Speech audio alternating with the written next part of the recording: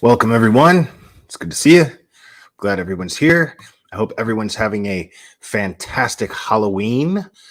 I'm just kidding. I don't care anything about Halloween, if I'm being totally honest.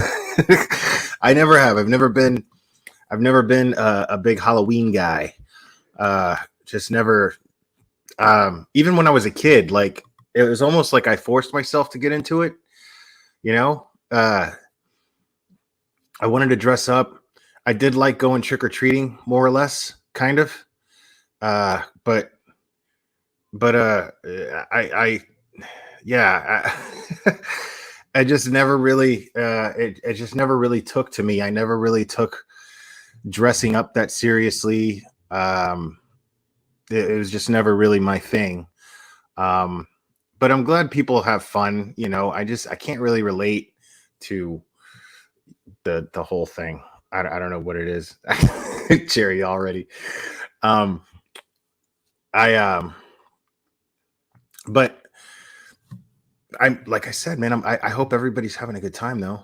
I hope everybody's kids had fun. Because that's what it's really about, man. It's about the kids. I think Halloween is for kids, and swingers. Seriously, I think that's all it is. It's just about kids and swingers to like where they could dress up all sexy and go to swinger parties and drop their keys in a bowl. Anyway, I digress. Y'all are like, what? So yeah, so we're gonna talk a little bit about last night I was in Mexi's chat, and I hope you guys caught that. I'm not even sure if I want to hope that you caught that or not, because I'm still traumatized. There wasn't enough bleach in my house for my eyes after seeing Mexi in drag. There just wasn't. I was like just dumping bleach, poured gasoline on myself, lit a match, didn't work, nothing. It was, yeah. It's extremely traumatizing. No, I'm just kidding. Mexi looked super sexy. So yeah, go back and watch that, because it was fun. It was definitely fun. But while I was in his chat, someone is like, whoa, Don Wells was arrested on a DUI, and then we just deleted the comments because it wasn't that kind of live. You know what I mean? We're just, get out of here with that. We're not going to talk about that. Maxina, that's right. Maxina was a delight. Happy birthday, Julie Christian. It's actually my cousin's birthday today too.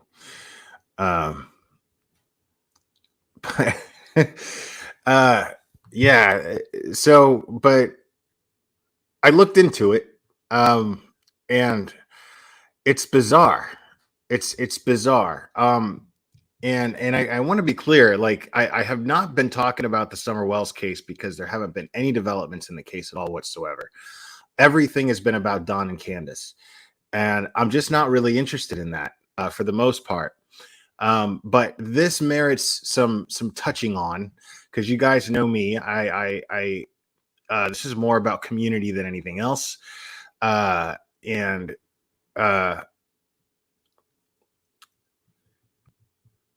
you lost 7, Irish. Good for you. Good for you, Irish. Mexi was shoving candy and drinking sweet tea, shoving candy in his face and drinking sweet tea. Yeah, me and you, we're both gonna beat Mexi. So I'm yeah, me and Irish got this. So an interesting thing though. So I looked into it, and just a couple hours ago, the police released the details of his arrest. And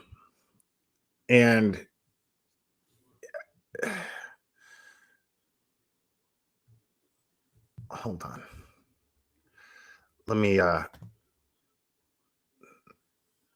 so according to the arrest report from the Hawkins County Sheriff's Office, that around 10:14 p.m. a deputy saw a white GMC Sonoma traveling on Van Hill Road going towards the Hawkins and Greene County line. The GMC attempted to take a left turn, but ran off the road into the grass shoulder. That's when the deputy activated his emergency lights to stop the vehicle. The report states that the deputy identified the driver as Donald Wells, the father of missing 5-year-old Summer Wells. While talking with Wells, the deputy noticed that his eyes were bloodshot, quote unquote, and the odor of alcohol was coming off his person. It also states that the deputy could see a large bottle of alcohol sitting in the passenger seat of the vehicle. The report indicates the deputy asked Wells if he had consumed any alcohol, to which Wells responded saying that he had taken a couple of shots. Which I don't know if any of you have ever been pulled over on a DUI stop, but that's from what I've been told, that is the most common answer. Just a couple of shots or just a couple of beers. Like 2. It's always like 2, maybe 3. So he gives the most stereotypical answer, the most common answer given by people who are about to get hauled away on a DUI. When the deputy asked about the bottle of alcohol sitting in the car, Wells said that he had taken it from his wife following an argument. The bottle was about half empty, according to the report. Wells consented to a field sobriety test during which the deputy observed that Wells had no resting nystagmus, equal pupil size, and equal tracking. During the walking portion of the field sobriety test, the deputy stated Wells missed heel-to-toe contact 5 times, stepped off the line multiple times, and used his arms to maintain balance, according to the report. So while performing the one-leg stand portion of the exam, the deputy says that Wells put his foot down twice, swayed, and bent his knee to stay balanced. When the deputy was reading Wells the Tennessee implied consent form, Wells stated that he had probably had too much to drink, quote unquote. Wells gave consent for a blood draw. His blood alcohol level has not been made public at this time. In addition to driving under the influence, the vehicle that Wells was driving had an expired registration, and he was unable to provide proof of financial responsibility. Wells was taken to the Hawkins County Memorial Hospital for a blood draw and then to the Hawkins County Jail to be booked. And according to the report, Wells is scheduled to appear in court on Monday, November 1st, 2021. And then this took place.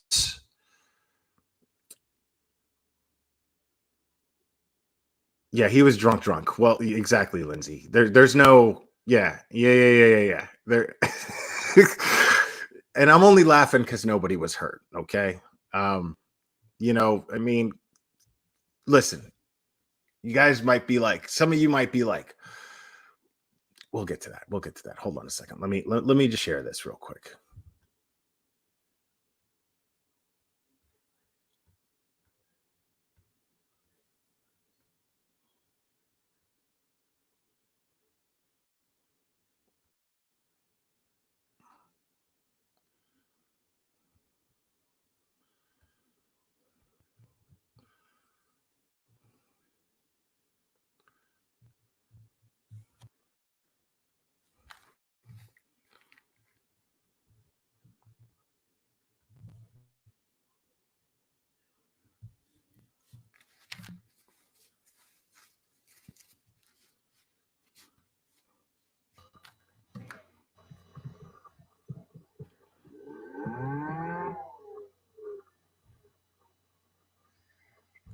All right, so what it says here is thank you everyone for kind messages there to what each day and night is like. We needed cigarettes. It was a stupid decision. Please keep us in your prayers. And I don't even know what the rest of that said. I started reading it too late. Prayers, the pain won't go away. Okay, so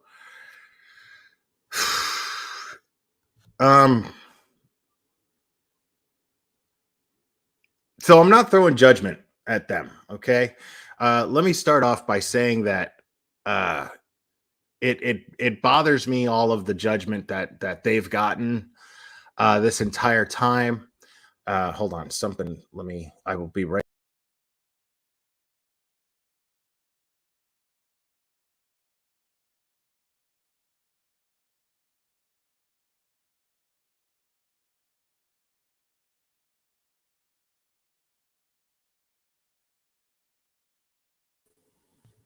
Okay, sorry about that.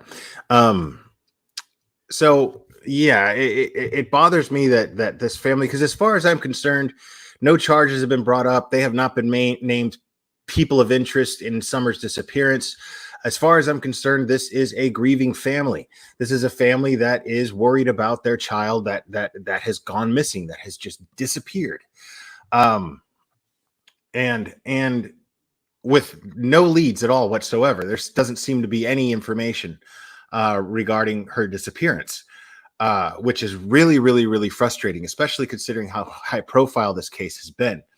But here's the thing: this is exactly what I did not want to see happen. That ended up happening.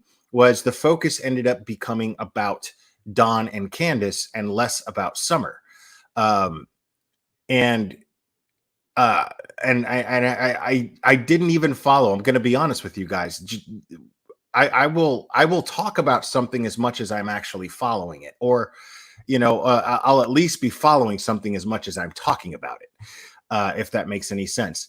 So I don't know all of the stuff that's been going on. I haven't been. I mean, people in my Discord will post stuff and I don't even click on it when it comes to this stuff. And the drama going on with Voices Behind My Balls and Chris McDonough, and I don't know what's going on with all that. I honestly have no idea.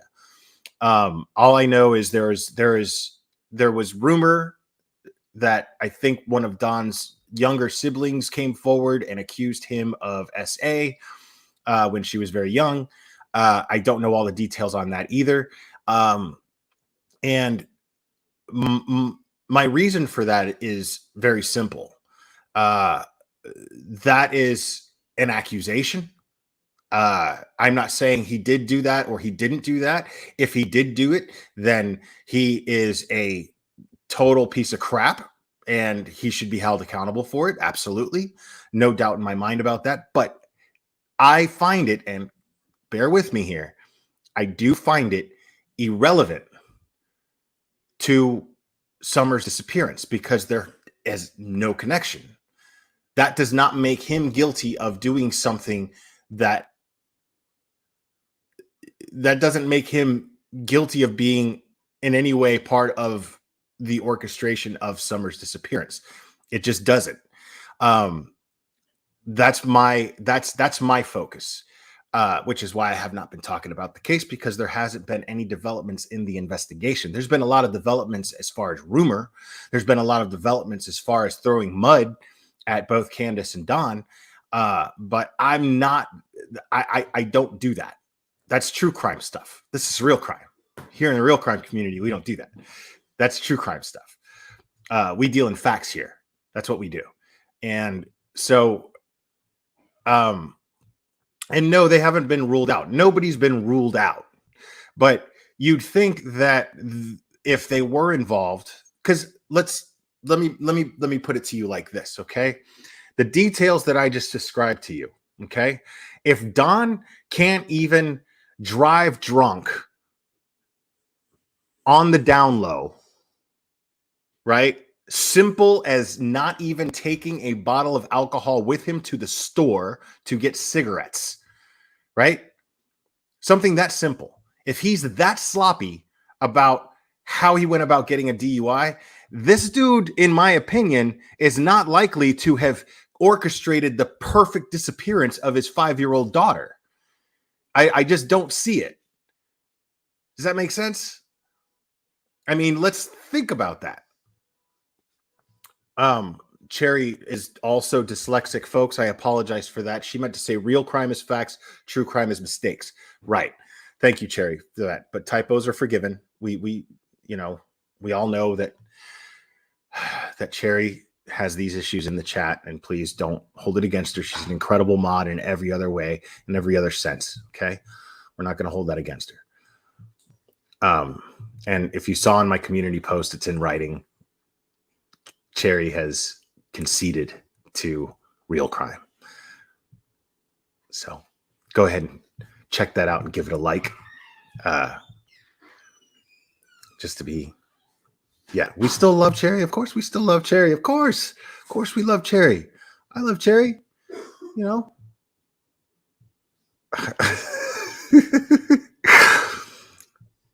I mean, they look guilty of what though? See, that's okay. What do they look guilty of, Luna?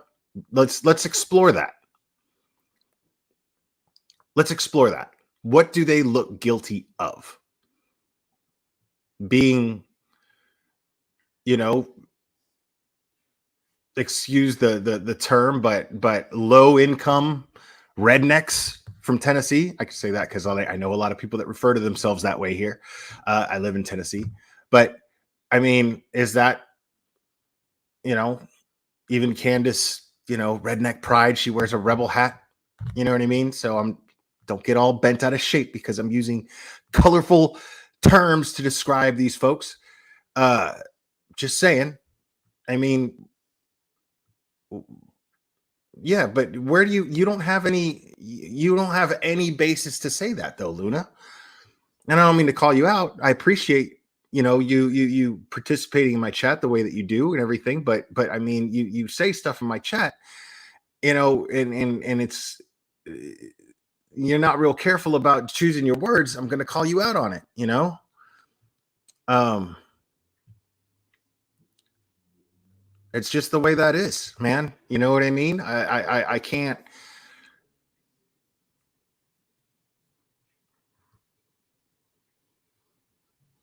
Okay, you're saying Mountain Nanny is saying neglecting their children. You don't have any proof of that either. You have hearsay from a friend or former friend, but you don't have any proof of that. Um,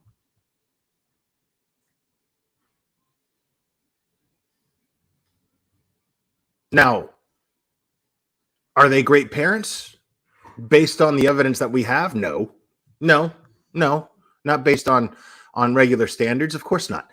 At one point, I believe CPS came in and took the kids, but I believe that was because of their arguing and fighting that takes place in the home.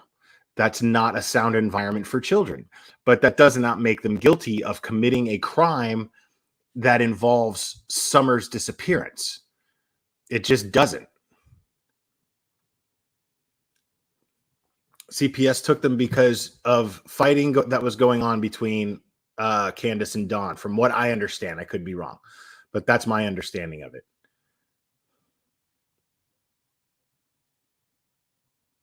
But you all are sitting here saying that she's that they're guilty, but here you are with no proof, right?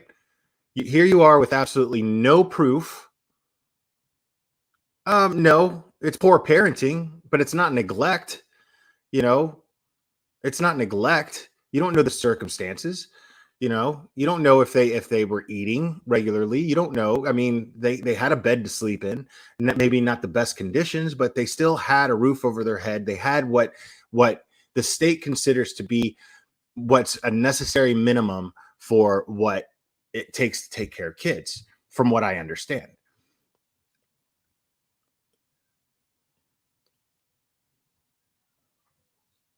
But there's no proof of that either. That's hearsay. That's more hearsay. So buying alcohol and nicotine products for minors, I think that's the only law I've heard was broke, according to the H kid with Candace that day. Again, hearsay. Right, exactly. So Don Z, I agree with you.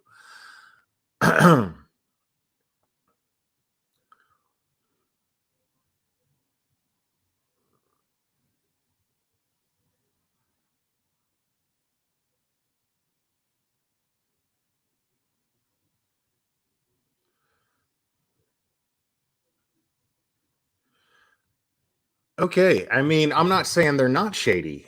Okay. There's a lot of things you have to understand. There's a lot of things that make people shady, but it doesn't mean that they're guilty of committing a horrible crime against their own child.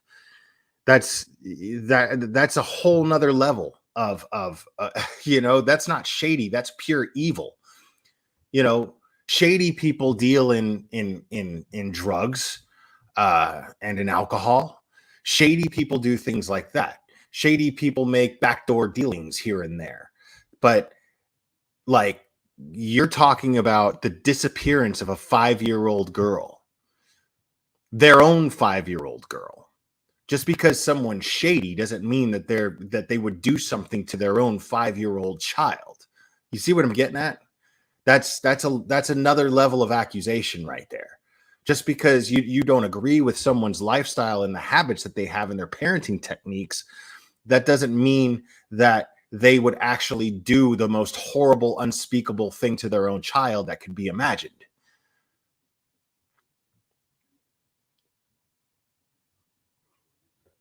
I heard that, man. I heard that, Jessica Lynn. I heard that. And so what if Don said something about drugs at one point? Man, you know, like as far as like, okay, let's look at the DUI for instance, right? Now, the DUI, Don getting a DUI, super stupid. The most truthful thing in in that statement that they released was, yeah, this was stupid. We needed cigarettes sounded like a lame excuse, an excuse that none of us can really relate to.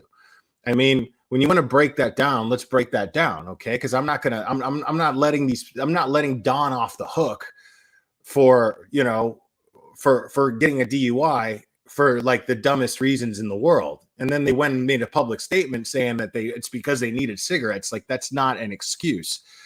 That doesn't make it okay. You know what I mean? And it sure doesn't make it okay. Let's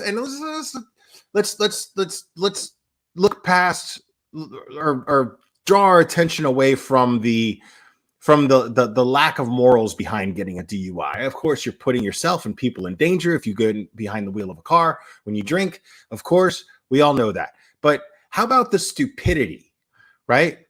The stupidity. So if you're just going, like, I understand if you're going to somebody's house. I'm not saying it's right. I'm just saying it makes more sense. It makes more sense to me if you're going to someone's house to hang out. You don't have a lot of money to buy more booze. I've got a half a bottle of booze here. I'm going to take that with me to their house.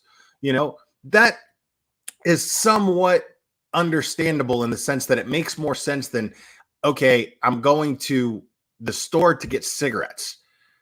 Can't be more than a 5-minute drive. Can't be more than a 5-minute drive, right? 5 minutes, 10 minutes to and from, right? And why do you need to take a whole half a bottle of booze with you for that? So it just doesn't make sense to me. I have no I have no sympathy for him as far as that goes at all.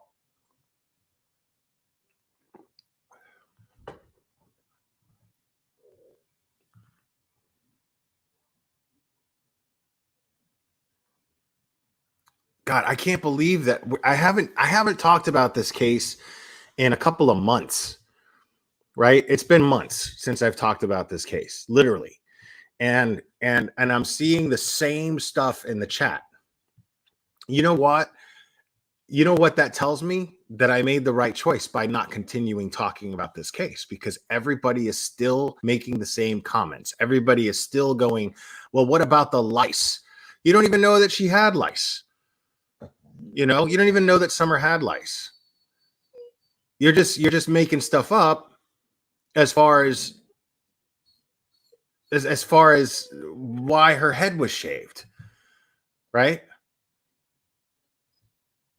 I mean, who knows? Who knows why rural people who live in the middle of nowhere and have little interaction with any type of any type of culture that we're exposed to when we live in suburban areas, well-populated areas, and bigger cities. Panda, what's wrong, baby? What's wrong? It's okay. It's okay. I mean, there's, people who live and aren't around the same things that we're on. I doubt that these people can afford cable. I doubt it. You know what I'm saying? Cable is expensive. Comcast rapes you, dude. It's horrible. Comcast is ridiculous. Xfinity is my mortal enemy. And I agree, Cherry, well said. That's why I'm talking about this. Like, I'm not here to sit here and pass judgment on someone, because I'm not here to pass judgment on someone because they got a DWI or a DUI, whatever it's called here in Tennessee. I'm not here to pass judgment. I know good people who have gotten DUIs. I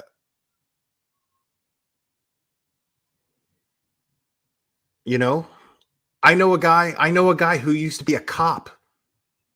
He got fired because when he was off duty, he was drinking with his buddies and he got a DUI. They let him go off the force. Good dude. Was probably a really good cop. You know what I mean?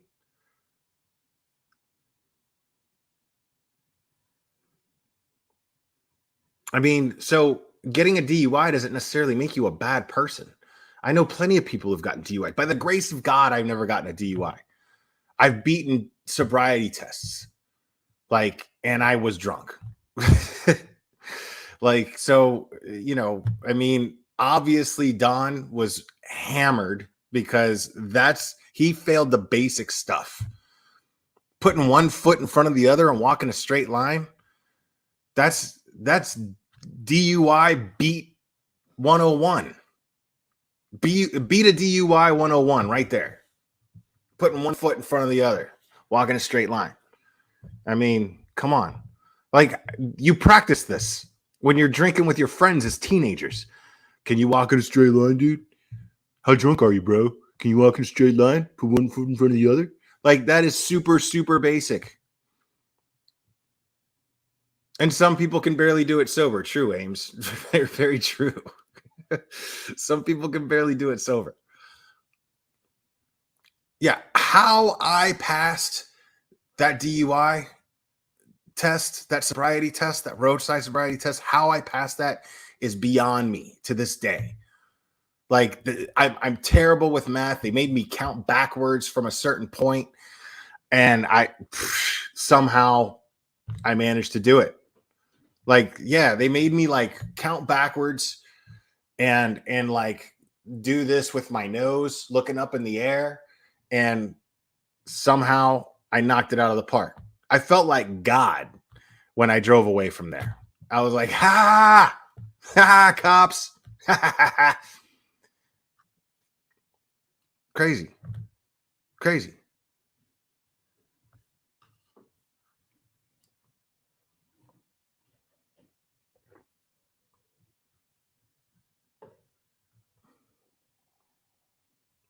Yeah. Listen. And obviously, this is a place of no judgment, right? It's a place of no judgment. Type of 1, if you like to indulge in the drink on a regular basis. I'm not saying whether you're an alcoholic or not. If you like to drink on a regular basis, you enjoy a cocktail or a few. Let's be fair. If you enjoy a few cocktails on a regular basis, it's how you unwind. It's what you like to do, whether it's every day, whether it's 2-3 times a week, whether it's once a week. Just type of 1.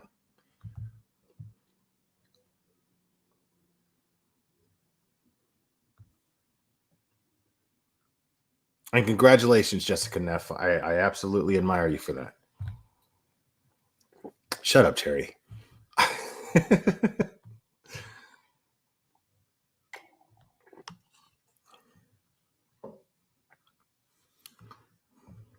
So there's zeros. There's a lot of people here who don't drink at all. Good for you. Smart. Very smart. Wow, I got a lot of sober people in here, man. That makes me feel good that I got some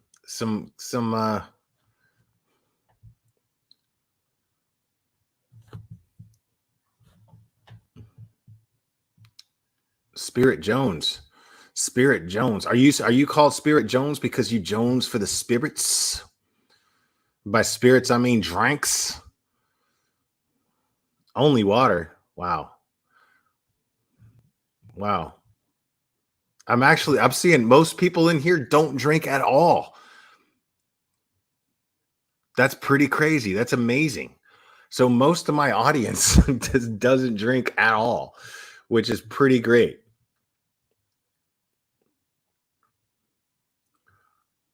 Okay, so for those of you that typed a 1, okay? So those of you that typed a 1, now type a 1 if you actually, no, sorry, type a 2 if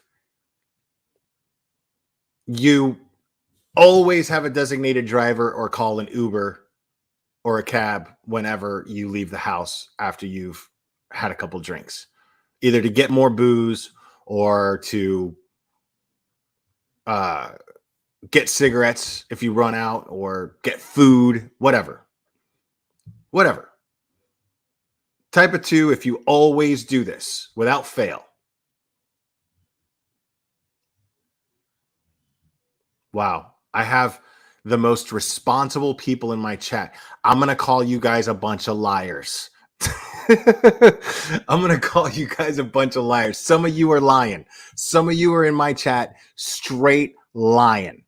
I'm sorry, but I'm not naive. I've been around a lot of people. I've drank around a lot of people, and 90% of the people that I've hung around with growing up in the 30 years that I've been drinking recreationally here and there or regularly, in those 30 years, 90% of the people I know, when they get wasted, I have to tell them, hey, dude, you can't drive.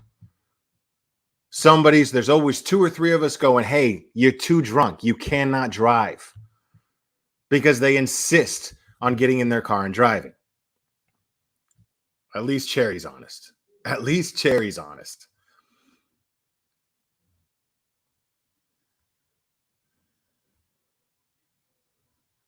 Not saying all of you were lying. Some of you were lying, though. There's no way. There's just no way. My experience tells me this. It's not that I'm sitting here being psychic or nothing. I'm just telling you that almost nobody. People love their car. People always feel overconfident. That's what alcohol does. It makes you feel overconfident. Unless you plan ahead, right? Unless you plan ahead and make sure you have everything that you need and there's no reason to ever leave the house, well, then it happens. It happens. My point is it happens sometimes. People will get in their car and they'll be like, no, I'm good. And I'm not saying hammered drunk either. I'm saying like above the legal limit. You may not feel very intoxicated, but if you got pulled over and they gave you a breathalyzer, you'd flunk it. That's all I'm saying.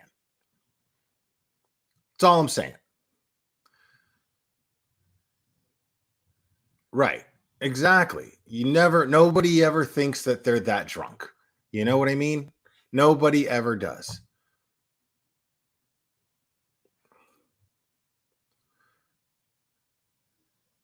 Yeah, no, nobody's disputing that, Robbie Page. Nobody's disputing that. I'm just saying, before everybody starts throwing stones at this guy and using this as some new thing to crucify this guy with, I mean, because everybody thinks that Don is behind Summer's disappearance. Everybody thinks that. Everybody thinks that he is totally behind Summer's disappearance. And this is just another thing to villainize him with. That's my point. That's the only point I'm trying to make. This is just another thing to villainize him with. Oh my God. He must be a child killer if he's a DUI offender. You know, I mean, you know what I mean? Like, and that's the stuff that goes on all over the true crime community on YouTube, man.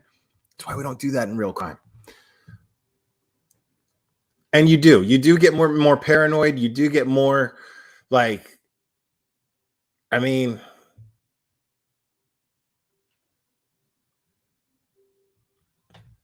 I'm with you on that, Jessica Lynn. I think Don's biggest problem is that he's too honest. I don't think he's manipulative. I don't think he's some sort of criminal mastermind at all whatsoever. I don't think he's some sort of narcissistic sociopathic genius.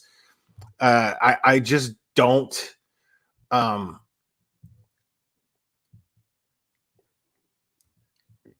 That's a typo. True crime sucks is what Cherry meant to type there. It's a typo. Forgive Cherry's typos, guys.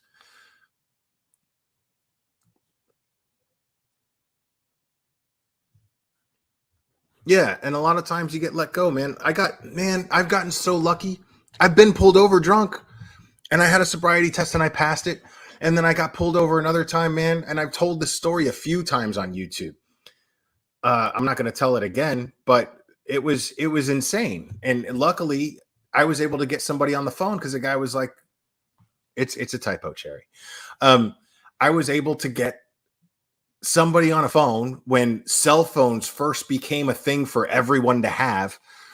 I managed to find somebody else that would answer their phone at 4 a.m, and then they came and got me, and I got super lucky. It's the only reason I didn't go to jail that night.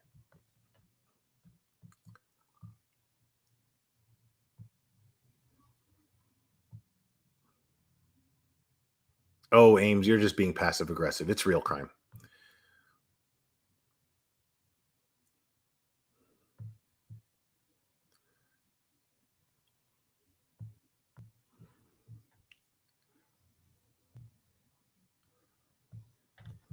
How do you know, Mountain Nanny? This is what I'm talking about. Everybody just throws these things out there. This is the problem.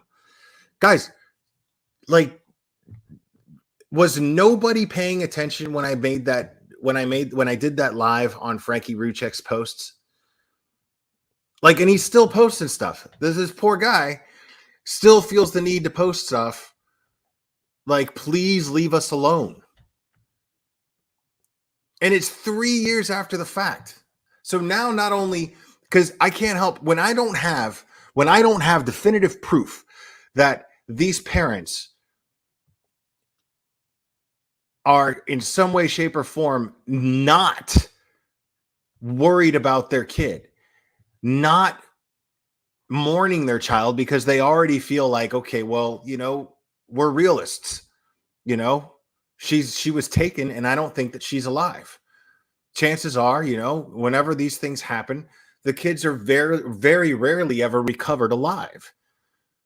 So the way that they're dealing with that is just whatever, you know. Hopefully the professionals, the cops, will find our daughter, but in the meantime, we're not going to get our hopes up. We're not going to torture ourselves. We have 2 other kids to think about.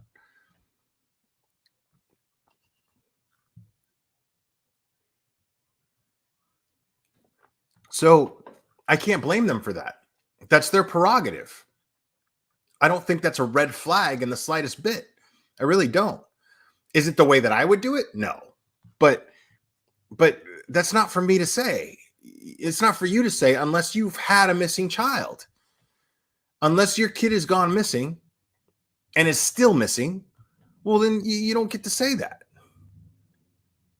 You don't get to judge them for how they're choosing to deal with it.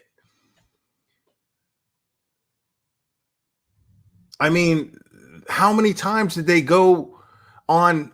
These people have catered to the public more than any other parent of missing kids that I've ever seen. They've gone on multiple YouTube channels. They've gone on news interviews. I mean, they've been completely and totally candid with the public.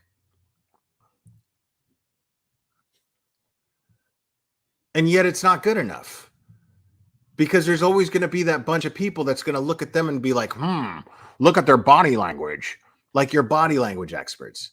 Oh my God, look at that. Where's the emotion? They look high, blah, blah, blah. Yeah, that's for the professionals to worry about, man. That's for the professionals to worry about. That's not for you.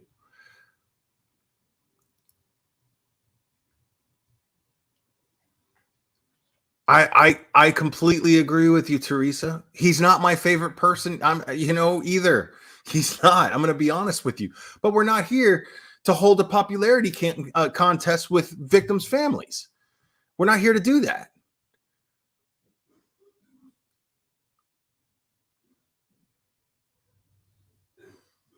If there's anything that seems like it doesn't hold up right when it comes to the circumstances of Summer's disappearance, I understand that. But that has not been presented at all by anyone. Nothing.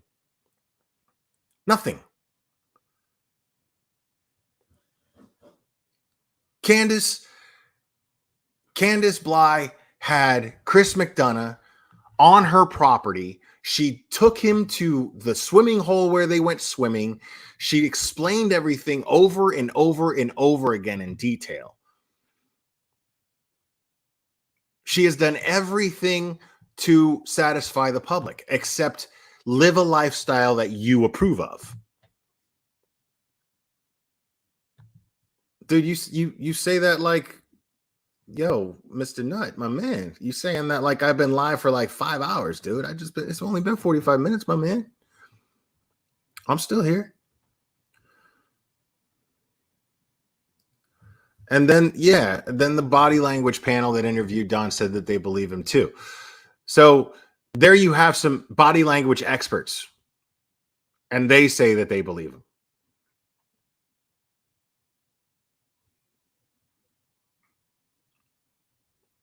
And yet that's not good enough for people. They just have to find a way to villainize these people because you don't approve of the way that they live. And I'm not saying you're not wrong to disapprove of the way that they live. That's fine. That's your right. But you don't have the right to accuse them of something that you don't even know took place.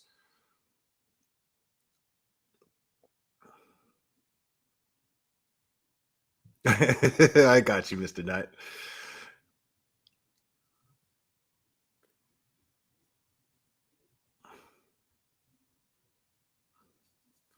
Yeah, see, I mean, yeah, I don't know nothing about that dude. I don't got any problem with that guy. All I'm saying is if he is doing that, I don't agree with it. I don't agree with that.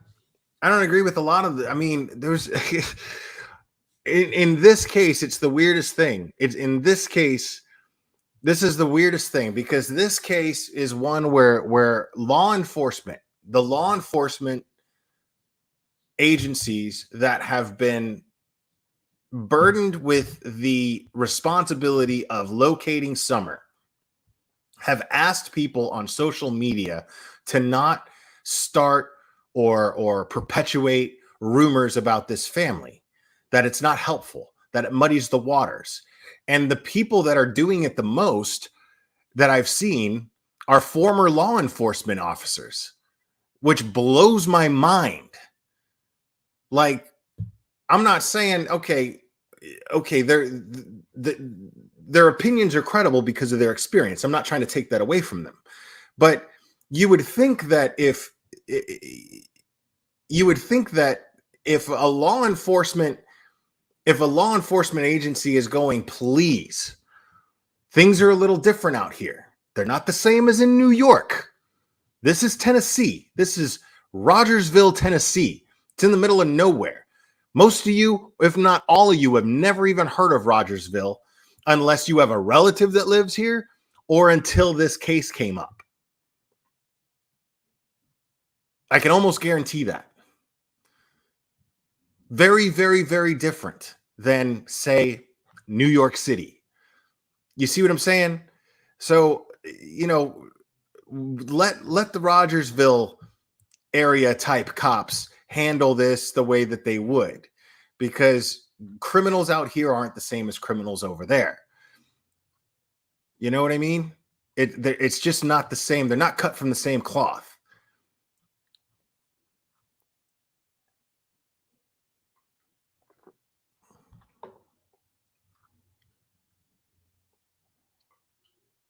So I find it just really, and far be it from me to say whether former police officers who have YouTube channels are behaving irresponsibly or responsibly. You know what I mean? I don't know. I don't have the experience they have, and I respect them for what they've done with their careers. I have a large respect for anybody who's ever served. Absolutely, 100%. But at the same time, it just, in theory, it seems irresponsible. It seems irresponsible when the Hawkins County sheriffs are like, we're handling this, and please do not muddy the waters with all of the social media stuff. Like, try to keep that, try to, don't contribute to that, please. And then the people that are doing it the most are YouTube creators with the most subscriber count, and they just so happen to be former police officers. It's weird. It's just, you see what I'm saying? Am I wrong for, because some people feel like, well, they're cops, so you should just trust what they're doing. But really, is that how it should be? Is that how it should be?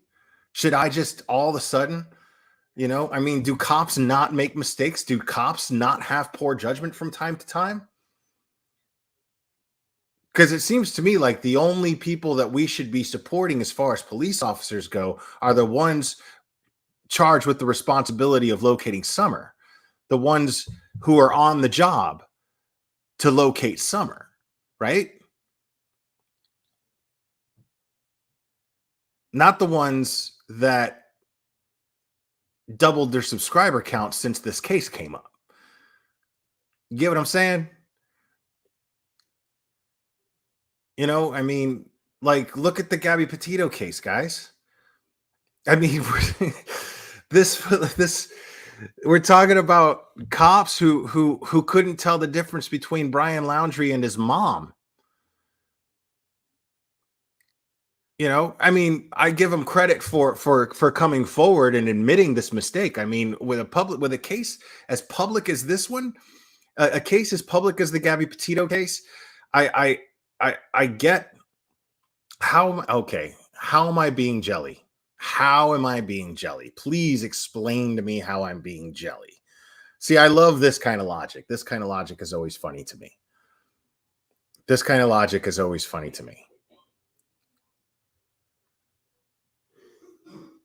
I think Spirit Jones, I think you've indulged in too many spirits this evening. It's Halloween. I get it. It's cool. But you're not making any sense. Like, if you're going to troll my chat, at least make some sense. I am being critical, Mr. Nutt. I appreciate you understanding that and knowing the difference. I'm just saying, no, not necessarily Lori Dozer. Not necessarily. There's always going to be a little bit of muddying of the waters when any case becomes high profile, such as this case. Already the waters are going to get muddy for sure. In that sense, absolutely. But when I talked about this a bunch of times when I was covering the Summer Wells case before.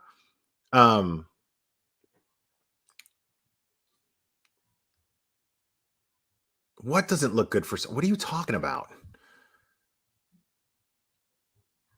Yeah, I know. I realize it doesn't look good. Oh, okay. Her safety being, yeah, it doesn't look good because it has been so long. Yeah, we're way past the window of where, you know, the likelihood of finding her uh, safely. We're way past the probability of that.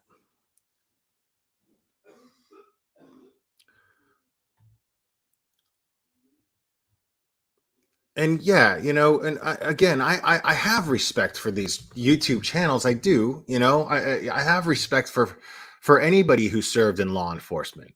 Absolutely. Um, I actually, one of those guys I actually like a lot.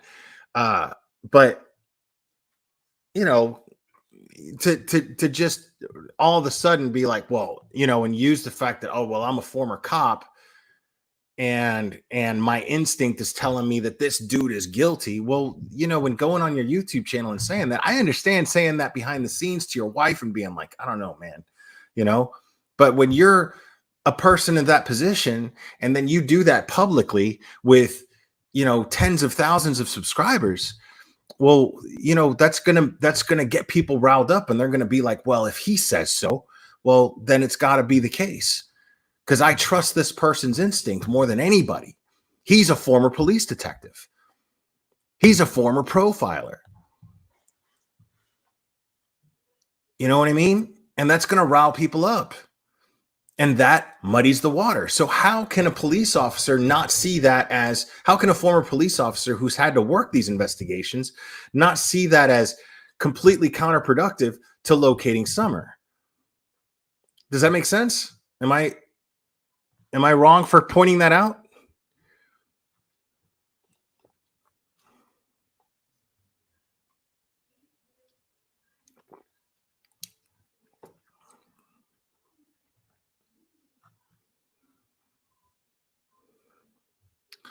Well, those of us with common sense, sure. Those of us with even the slightest bit of self-esteem, I mean, there's certain things that I'm going to look at those guys and I'm going to be like, okay, I feel a lot better hearing that from a former police detective. Absolutely. Of course. Um there's certain things that I'm going to hear that are going to make me, okay, man, that okay. I feel better hearing that from a former police officer. I didn't think of that. But when I keep hitting the same wall going, how is this not counterproductive to the agencies that are asking you not to do certain things, and then just because they're former police officers they somehow are justified in doing so and it makes it okay? You know what I mean? Like that's I it seems to me like the right move for them would be like, okay, well, guys, you know, on the YouTube end of things, I feel it's my responsibility to try to keep the rumor mill under control here, and let's just stick to only facts. But that didn't happen. It was, I got a bad feeling about this guy and he looks guilty to me. Guilty of what? You're a cop. It's your job to collect evidence to take to court to get a conviction. And here you are saying these things. Can you take what you're saying and take it to a court of law and get a conviction based on the stuff that you're based on your hunches? So how is that not totally irresponsible? That's all I'm saying, man.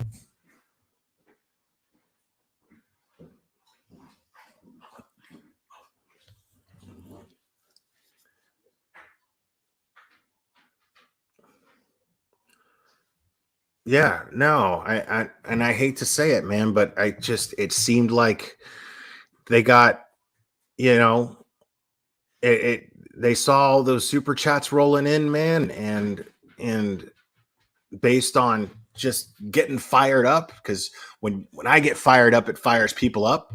You know what I mean? But I'm not going to get fired up about something on here unless I'm, you know, genuinely passionate about it. And I'm not going to just keep on harping on the same thing over and over again because I saw super chats roll in from the first time that I got all passionate about something. That would make it ingenuine, wouldn't it? You know what I mean? All of a sudden, then it becomes about the super chats. And instead of bringing awareness to an issue that I'm passionate about, like, it's nice to get super chats. Don't get me wrong, but I like getting super chats because people relate to what I'm saying, and they're, they just feel like I really want to support this channel because I really believe in what this guy's doing. I don't want them for any other reason than that. I wouldn't want them for any other reason other than that.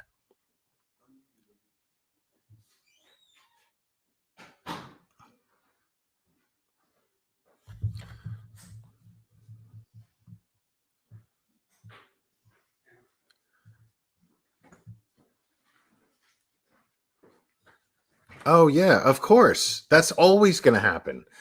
Dizzy Lizzy. That happened with the Watts case. It's still happening with the Watts case. It's been 3 years.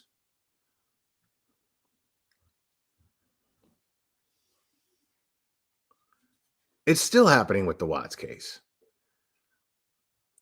It happened with this. It's going to happen with Gabby Petito. You know why it's going to happen with Gabby Petito? Like, more and more? Because here we are. Like, here's the facts. We're not going to get anything. I don't think we're ever going to get anything substantial from Brian Laundrie's autopsy. Nothing. We're not going to get any answers from that. We're not going to get a cause of death. We're not going to get, a time of death. We're not going to get any of that. We're not going to get any definitive answers from Gabby Petito. That's a fact that I am slowly learning to deal with. That's how I haven't been live. You know what I mean? Talking about it, because there's really nothing to talk about now.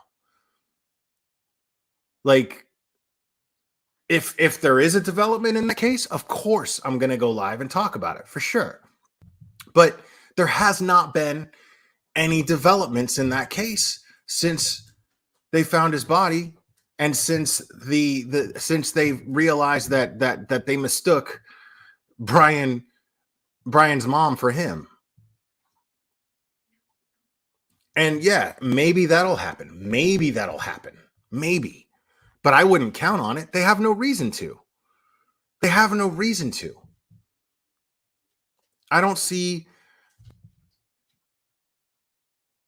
I see this case being at a complete dead end. The Gabby Petito case, that is.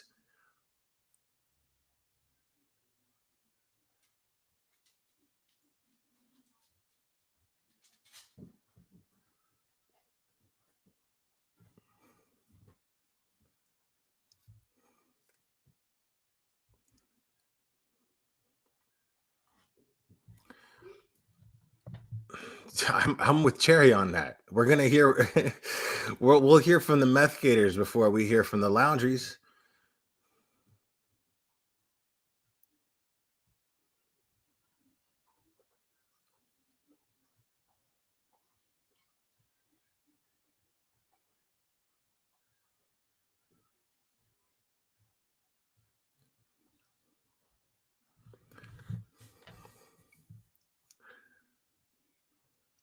Yeah, I mean,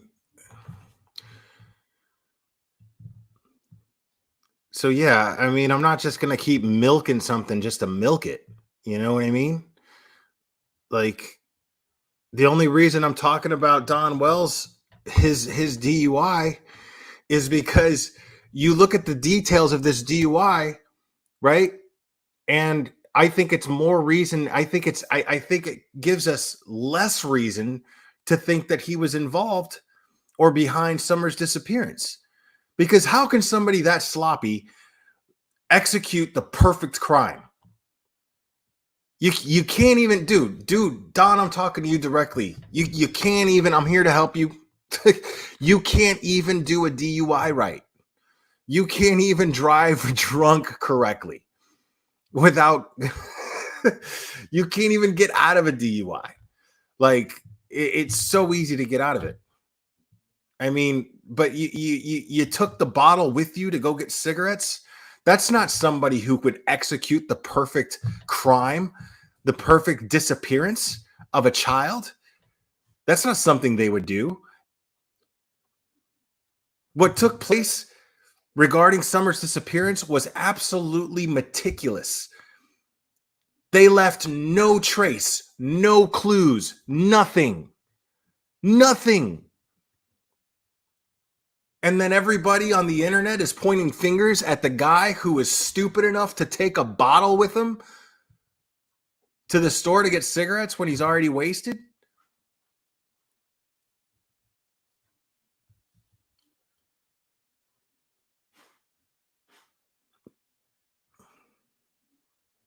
That's what I'm thinking. That's what I'm thinking, Spirit Jones. You know, but I'm yo, there's my girl. There's my girl. What's up, baby?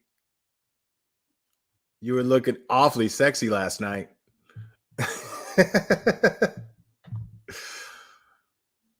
Now I feel bad putting pressure on Mexi to lose weight because you don't ever tell a woman, like a beautiful, voluptuous woman, to lose weight. You don't fat shame beautiful women. That's not okay. All right? You don't do that. All right? Mexi, you're beautiful just the way you are, baby. Beautiful just the way you are. You'll ever change for me. Yeah, I'm just not. Yeah, I'm not. I just don't see a dude as sloppy as Don Wells pulling off the perfect crime. I mean, and have have the FBI, the TBI, the Hawkins County Sheriff's Department all chasing their tails when it comes to finding Summer Wells. It just doesn't make any sense. There's no way that a dude that sloppy committed this crime.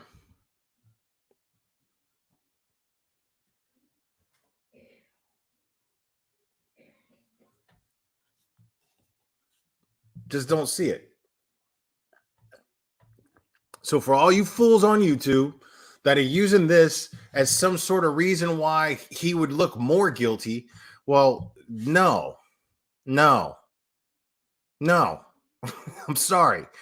I hate to burst your bubble. No. Like, it's the opposite. It's the opposite. This makes him look less guilty of Summer's disappearance. Yeah. Does it make him look more like somebody who you may not agree with their parenting techniques? Sure. Absolutely. Should he even be a parent? That's questionable too. I'm not saying one way or the other. I'm saying it merits question. If him and Candace are always arguing, because we're always hearing stories about them arguing, right? And we're hearing stories about him drinking, right? And she got a restraining order against him at some point, right? She retracted the restraining order, but she had a restraining order put on him, right? Because of his drinking and getting violent to some degree. Yeah, right. Exactly. I was thinking that too. Unless he's freaking Lex Luthor, like a total diabolical genius. But no, dude, all you got to do is look at this guy, bro. That's all you got to do is just look at him.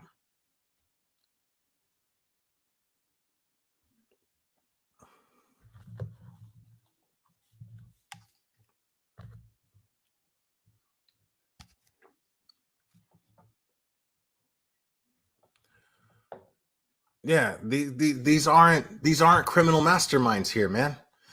They're just not. They're just not. So for all you fools on YouTube that are trying to use this as some sort of reason that to say that he looks even more guilty of whatever happened to Summer, well, no. Yeah, it's the opposite. Like, these are both crimes, okay? Summer's disappearance, one crime. Takes a lot more careful planning, right?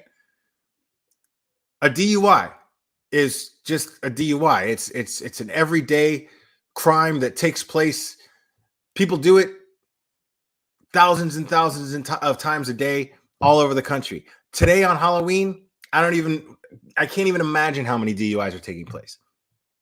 You know what I'm saying? Like, this is not like And it's real easy. It's real easy. It's real easy to get away with a DUI if you have certain self-control. I'm not saying it's right. And I'm not encouraging anybody to drive drunk. I'm not doing that at all. What I'm saying is you're you know what I mean? You're it's a real easy thing to get away with. People do it all the time. All the time. Like people who are not criminals in the slightest bit, people who are not criminals talk their way out of DUIs. This dude couldn't even do that.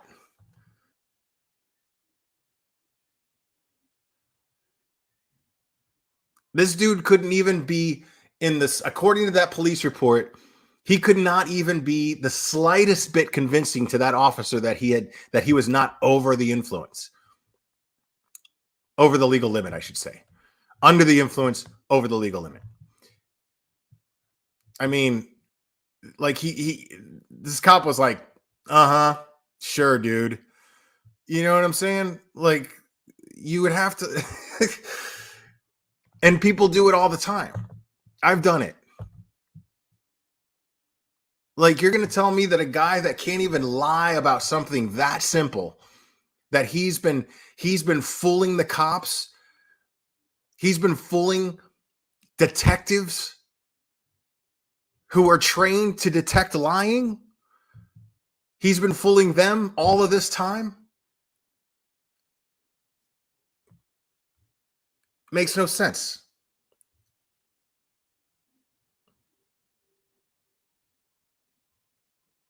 Makes no sense.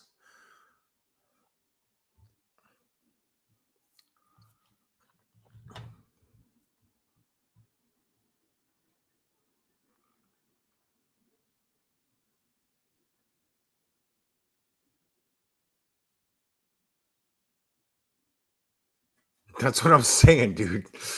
That's what I'm saying. Like, you are not like this. There was nothing about that police report that indicated that this dude was in the slightest bit even manipulative at all. Couple of shots, had a couple of shots. Like, you know how Donwell talks. He's, well, no, officer, I'm happy to cooperate. I just had a couple of shots. Just, oh well, you know, I took the bottle with me because Candace and I got in an argument, so I took the bottle with me. Just going to get some cigarettes. I mean, according to the police report, that's basically what happened.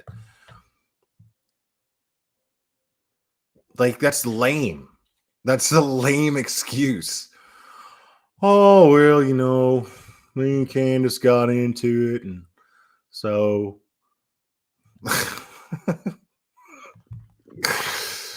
this dude did not do anything to Summer, man. I'm just not buying it.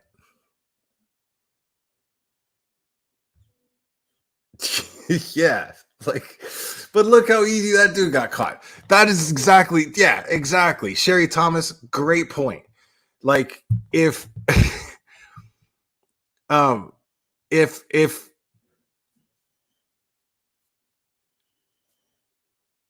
if Don Wells had done anything to Summer Wells, we would be looking at a Joel Guy Jr. case all over again.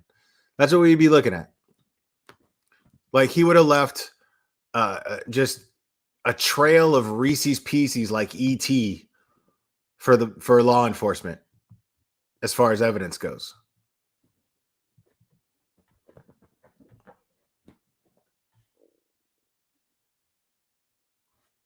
No, she would have just drank it. Like, I could totally see that going on. I could see the two of them, and I hate that because, you know, but that's the vibe I get between the two of them. Woman, I spent my last $10 on this bottle of booze. I'm not going to leave it here for you to just drink it all. I'm taking it with me.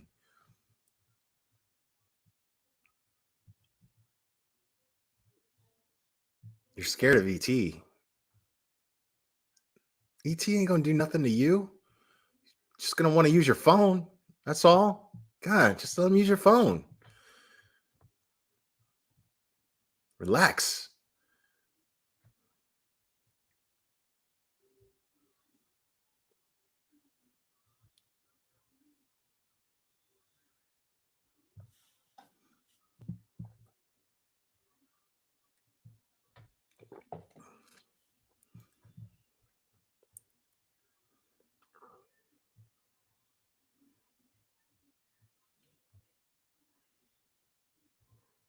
He's not scary. He's totally harmless. Coming here talking about ET. He just wanted to go home, man.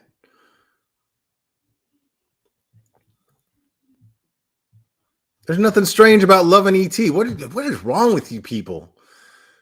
There's nothing wrong. I mean, it's a mediocre movie at best, if I'm being totally honest. But I mean, the character is just he's a little friendly, lovable alien dude. He looks a little slimy, but he's all right. The whole point of him was that he's not scary. That's the whole point of ET. The entire point was that he was a non-threatening alien who was just like, dude, I took a wrong turn. I don't know what the hell I'm doing here. Can I use your phone?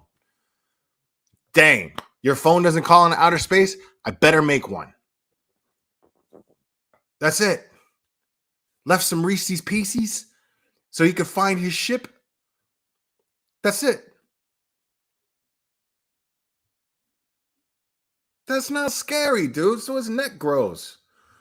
Listen, you women in here, there are other things that grow that are way scarier than ET's neck, and y'all can't get enough of it, so I don't even want to hear it. All right? Calling you out. So cut it out with your bullshit.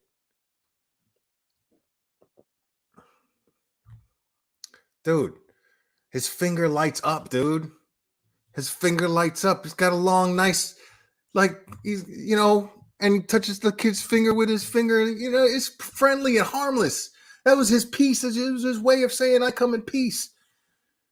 Dude, and Neil Diamond's Turn on Your Heart Light, that is the most non-threatening song in the world. That is the one song that makes you go, oh, man, that is a sweet alien.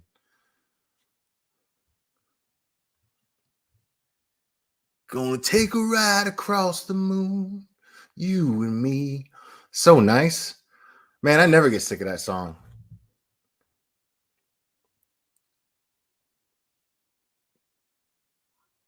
Dude, I had a crush on Drew Barrymore. From the time of that movie. We're the same age. Me and Drew Barrymore are the same age, okay?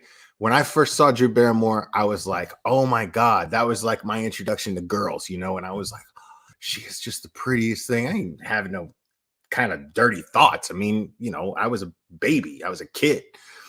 But I just thought she was just the most adorable thing in the world. And as I got older, in my 20s, into her 20s, yeah. And then she did The Wedding Singer. Y'all are gonna think I'm fucked up.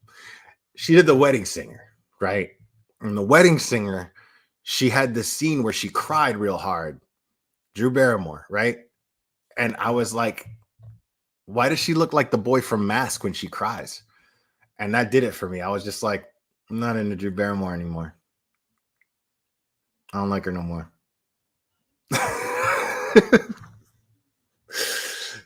I don't know what happened to her face. She started crying. She looked just like the boy from Mask. White is pillowy.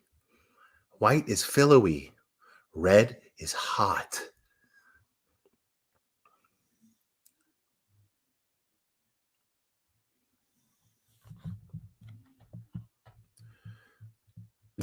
Y'all see that movie Mask? You seen Eric Stoltz?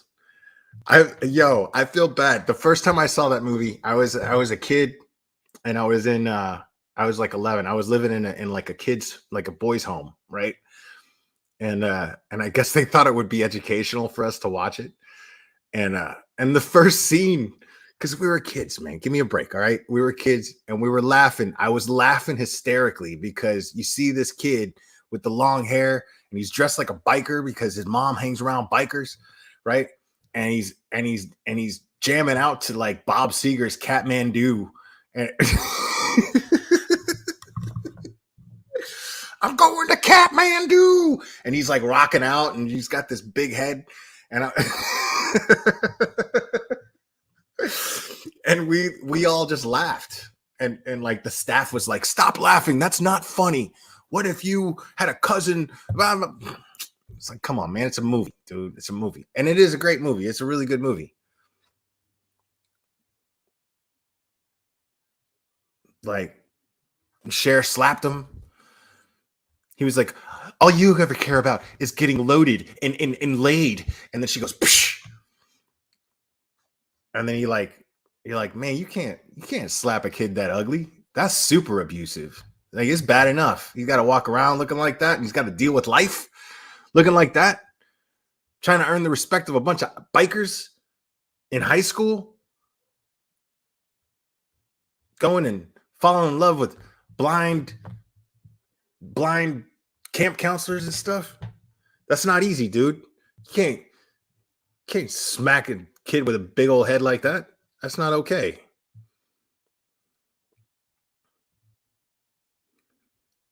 Well, I mean, I just grew up watching a lot of movies. That's why.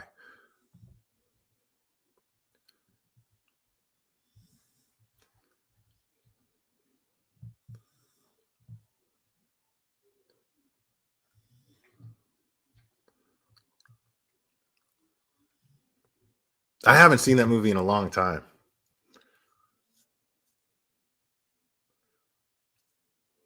It's a good movie. Why don't they ever show it? The competition's not tomorrow, man. I got till Thanksgiving, dude. It's till Thanksgiving, Jen Perry. Competition, we got another month almost.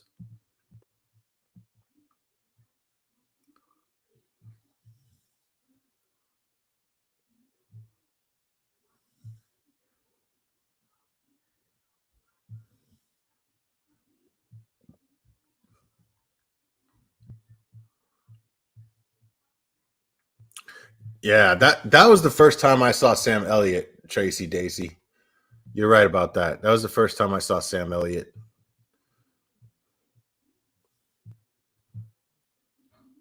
Gar. His name was Gar. Cool name, dude. Gar. Tough biker. What's up, Road King?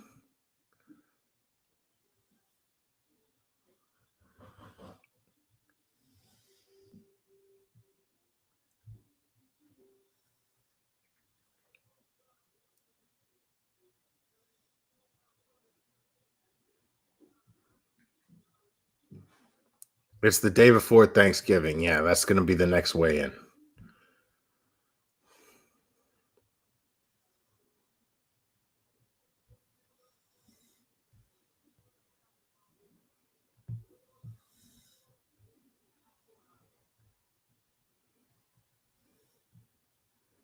I wish Patrick Swayze wasn't dead. I would like to see a cool sequel, like all these years later, of like Roadhouse. That'd be dope, dude. That would be dope, son.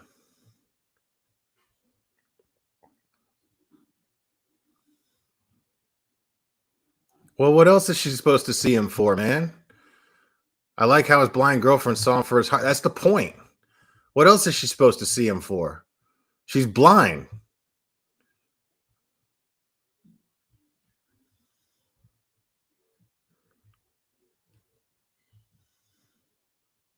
I wonder if Rocky Dennis had Lionitis of the junk.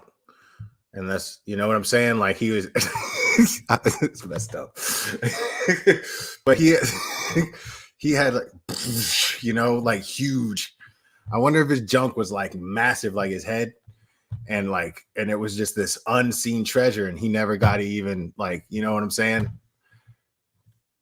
Never even got to like apply it. That's a shame, dude. That's a damn shame. I'm just saying, man. Y'all don't think about stuff like that? I'm messed up? I'm messed up because I think about stuff like that sometimes. Lionitis of the junk. I mean, that's a valid thought. It's a valid.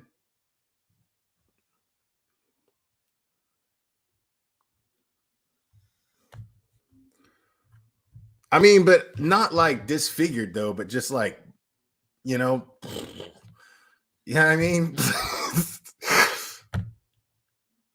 Like, I wonder if like if that was the real reason he had to sleep on his back. Is that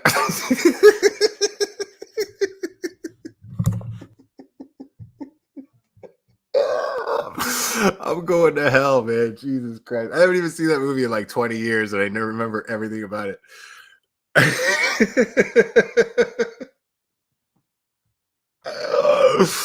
Oh my god, I'm going to hell. Oh, it's terrible.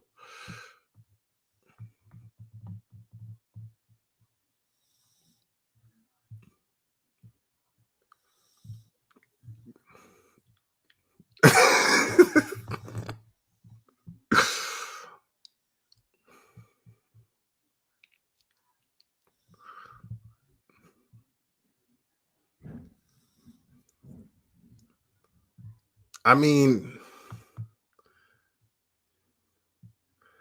that's what I'm trying to say. See, Randall Bowers, thank you for being honest. Thank you.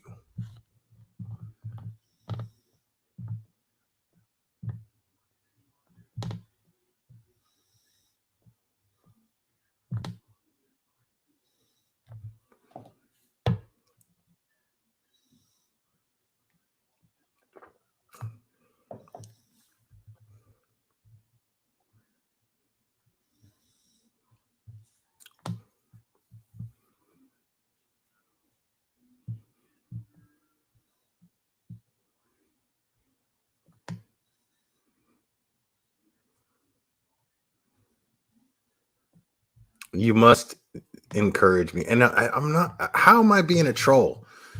I can't troll the Lionitis community, dude. Like, when has there been a case of Lionitis like recently?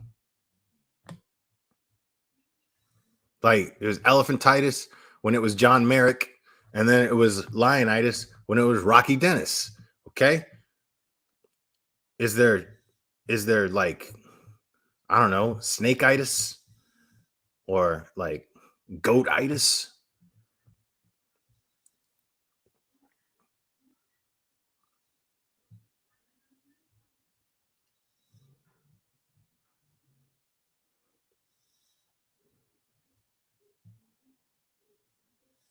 We do, we encourage me. That's what we do, Cherry. Okay, that's what we do.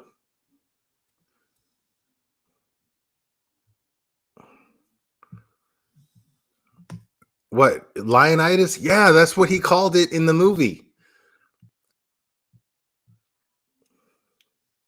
See, I don't watch those stupid shows, bro. I don't watch Grey's Anatomy. Come on, Grey's Anatomy. Like, there's shows that I just refuse to watch because I know I'm gonna hate it. I know I'm gonna hate it. Like, you got the kid, the Bates Motel kid, and he's a doctor with autism. Like, I'm like, how far can you take that show? You know what I'm saying? Like, how far can you take that? I'm not trying to, like, I understand autism's a thing. I understand that you could be a doctor with autism. Okay, cool. And then they get the kid with like no personality, like, to play him.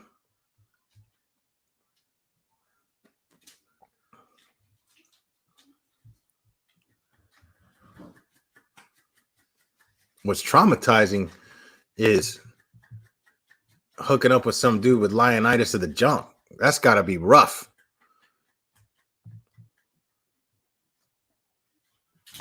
Not for Cherry though. That's that's what Cherry wishes for every time she blows out some candles. She's like,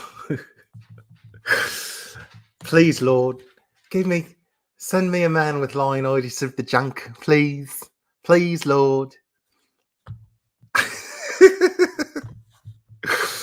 See, Cherry, she knows. She knows. There's no update on Summer, Christy Myers. There's no update on Summer. The whole point was me just pointing out that this thing is not an update on Summer at all whatsoever. If anything, it makes Don look less guilty of whatever happened to Summer, because if he can't do something as simple as get away with a DUI, or not even get a DUI, he can't cover up, the disappearance of a 5-year-old girl with absolutely no trace whatsoever. You know what I mean? Like, he can't commit the perfect crime and then turn around and get pulled over to DUI with a half a bottle of booze in the car and try to lie about it without lying about it. Funniest thing.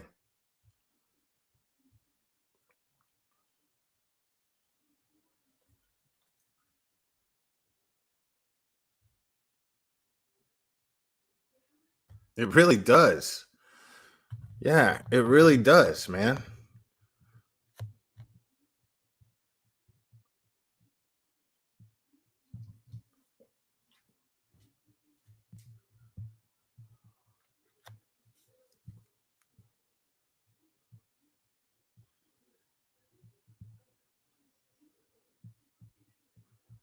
What? Huh? That would be like, what would be like chasing the total hot chick around through high school only to find out she had a hatchet wound? Is that slang for something, or do you mean like literally a hatchet wound? Is that slang for something that I'm just missing? Is that slang for like a woman's junk?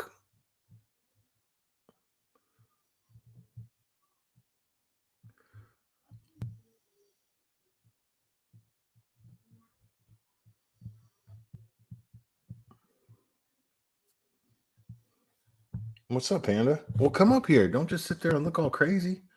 Come on. Do you not have enough space? Well, I love you too, but come on up here. Come on. Come on. See, there you go. It's not that hard. You just climb up, baby.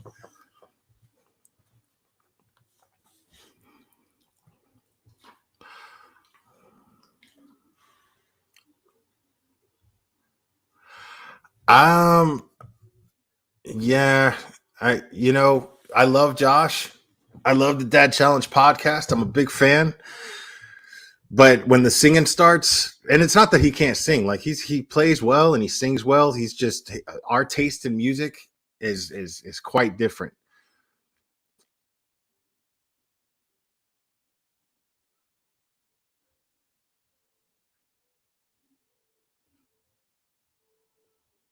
No, man. Dude, I live in an apartment complex, dude. Kids know better than to go to apartment complex asking for candy. They just know better. Like, we haven't had anybody knock on this door on Halloween. Like, it just doesn't happen. Like, any smart kids, they go to like the rich neighborhoods where they give out full size candy bars.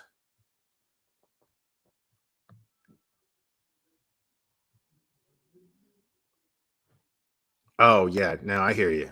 I got you, Road King. I hear you. Yeah, yeah. Listen, anything that you see Cherry or Road King type in this chat that you don't understand what it is, don't Google it. Don't do that to yourself. It's don't do that to yourself.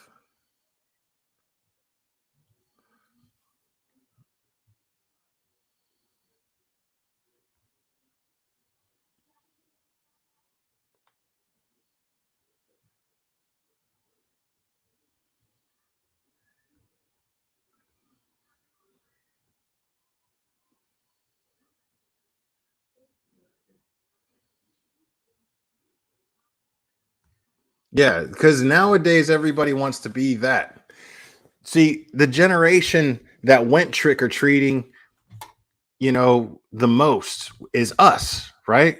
So now that we're the parents giving out candy, We want to be the parents that give out the good candy. We want to be the house. So everybody wants that. And they give out, it's just that kids don't trick or treat nearly as much anymore like they used to.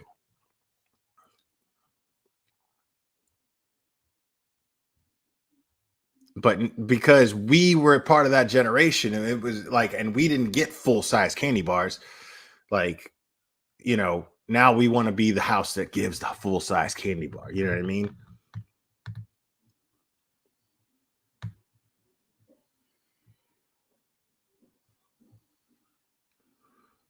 Well, your kids are probably just common sense folks, bro. Because I started off this stream saying Halloween is stupid. It really, it really is. I mean, in my opinion, I just, it's just silly.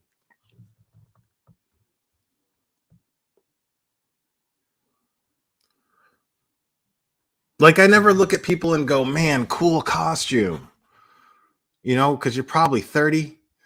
I'm just like, just never that guy, I'm just never that guy. I mean, free candy for sure. Yeah, I get it. Okay, that is cool. I used to like to go to the shopping mall. I mean, I'd take a pillowcase with me and just like, yeah. And all the stores would give out, but all the stores gave out crappy candy. You got to go to like the rich neighborhoods, the gated communities. Act like you live there. Climb over the fence.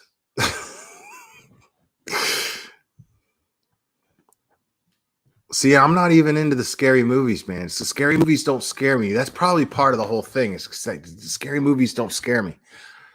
I had a friend of mine post that she watched Unhinged, and I was like, see, that's the right scary movie to watch because it could actually happen. If I see somebody in a Michael Myers mask, I am not getting scared. If I see somebody in a Jason hockey mask, I am not getting scared.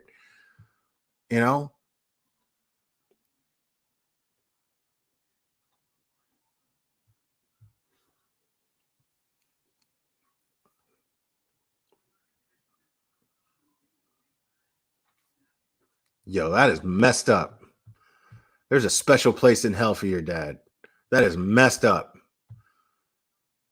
My dad is a dentist and gave away spin brushes and toothpaste. Hell is wrong with him?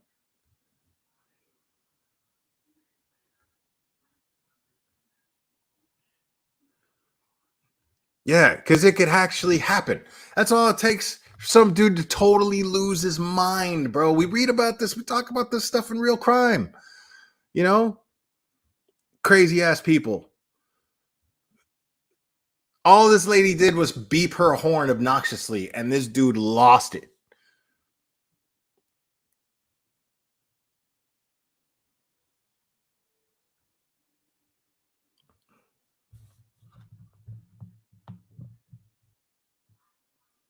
That movie was not scary. Come on. Christy Myers, that movie was not scary at all. It was hilarious. I don't know what it is. I think that the movies that people think are the scariest are always the ones that make me laugh. Cherry means real crime. Real crime. Typo. Like, Exorcist made me laugh. Exorcist I thought was hilarious. Shining was scary when I saw it as a kid. Now I laugh at it. Now I think it's hilarious. But Silence of the Lambs I thought was hilarious too. I mean, I thought it was good, but I laughed more than I didn't get scared. You know what I mean? Like, there's all kinds of hilarious stuff that takes place in that movie. The first time you see Hannibal Lecter, that's supposed to be scary, and then they mess it up, right? It's supposed to be scary, and then some dude like blows his load and flicks it and hits her in the eye as she's walking out. How are you not supposed to laugh at that? How are you not supposed to laugh at that? Especially if you see that as a teenager like I did. I cracked up at that. And then there's dude dancing, he's got the one little nipple ring. and he's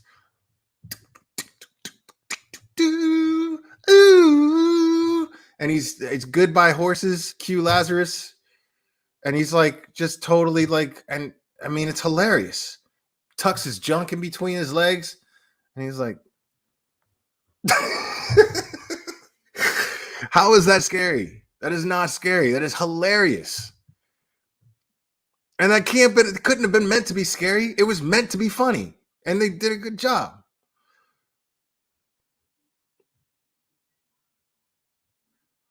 And then this dude, what do you call him? Buffalo Bill. Like when she knocks on the door, Buffalo Bill answers the door, and he's like, and she's like, does this person live here or whatever? Blah blah blah. And then he's like, wait, is she a great big fat person?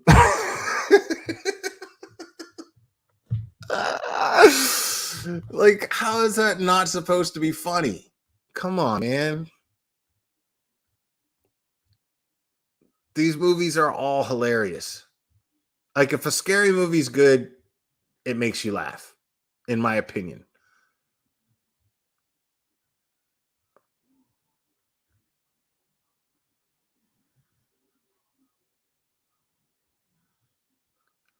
See, real clowns, the ones that make you that are supposed to make you laugh, are the ones that I find to be disturbing. Like the idea of a clown, like the concept of what a clown actually is, not Pennywise. I'm talking about what a clown actually is. Like Bozo the Clown is scary as hell. Scary as hell. Pennywise to me is just like, all right, at least he's honest. You know what I mean? At least he's honest.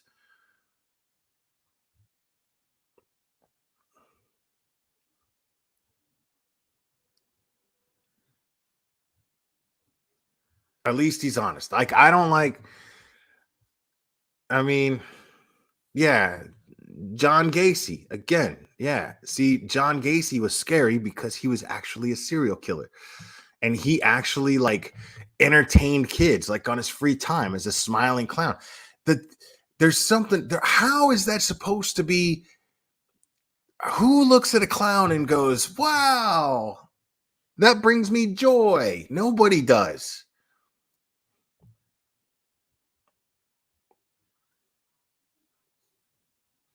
Nobody does. Nobody does. Nobody looks at a clown.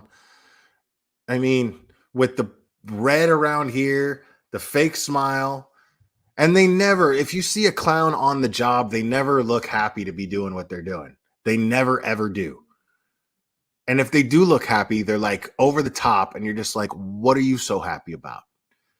There's something wrong there. I'm weary, you know? I'm weary because you look like that, and because you're, you know, that's not, nobody's like that. Why are you that happy? But then you got the other ones that are like dressed up like clowns, and they're just like golden balloons, like, here you go, kid. You know, they got the makeup on and everything, but the expression on their face is like, what do you want? You want a doggy? You want a poodle? You want a poodle balloon? Here you go. Like, and you're just like, man, this person's probably a drunk. Their life is terrible. You know, like,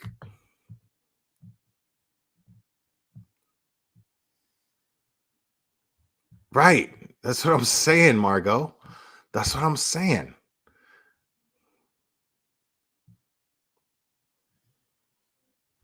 And that's what made it scary, Spirit Jones. That's exactly what made it so scary. That's a scary movie. Russell Crowe was like super convincing in that movie, man.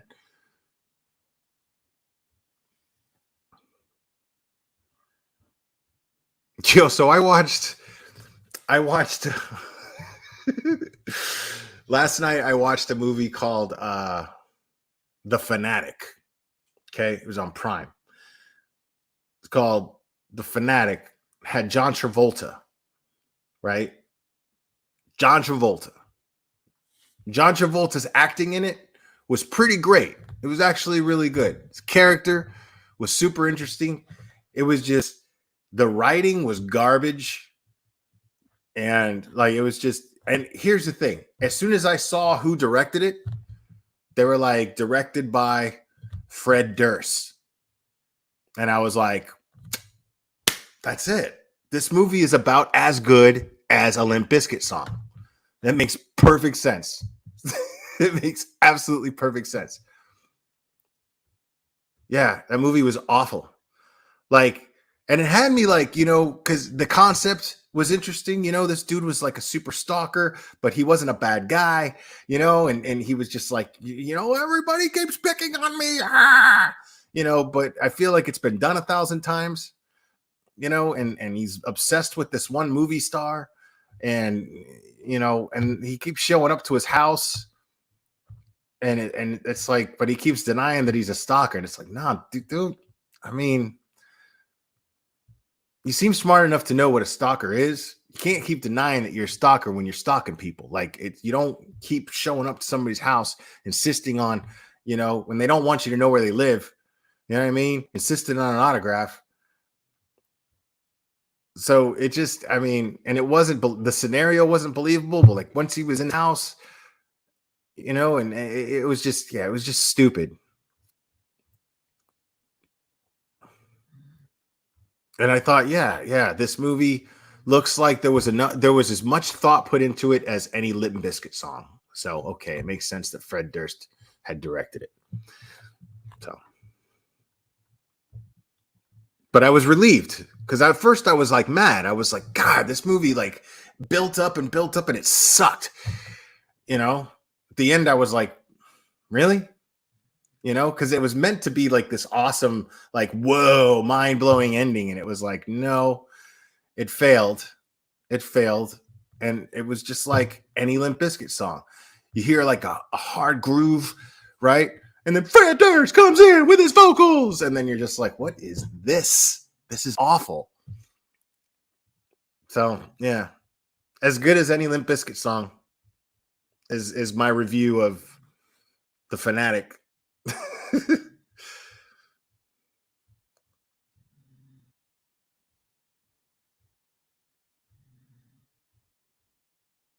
The concept behind you. See, I won't watch that, man. I watched like the first 3 episodes. I really gave it a chance. I did. I watched the first 3 episodes of that show, and I was just like, I need to be menstruating to enjoy this. Sorry. It's not for me.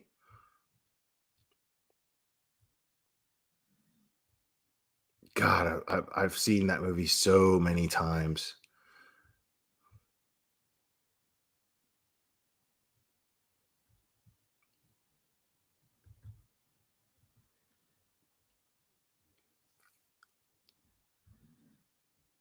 Yeah, Fight Club's on Prime.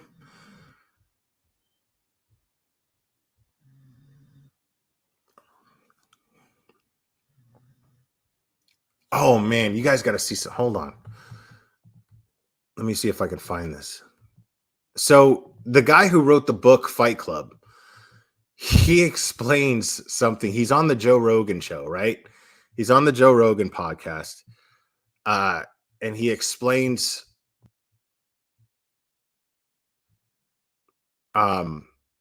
something, and I'm just like, this makes a lot of sense as to what his writing is like. Because I've read a few of Chuck Palahniuk's books. I think that's how you say it. Hold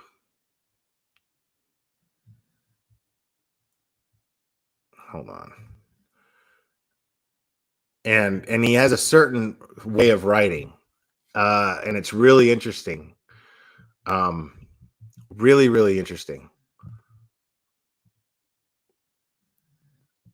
to hear him describe. Basically, he describes and explains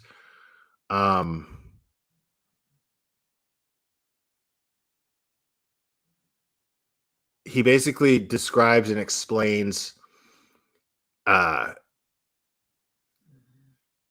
his father died, and it's pretty crazy.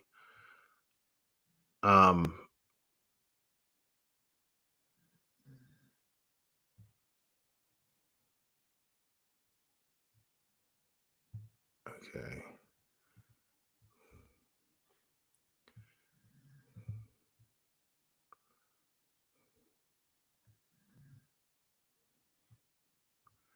Hopefully I can find it.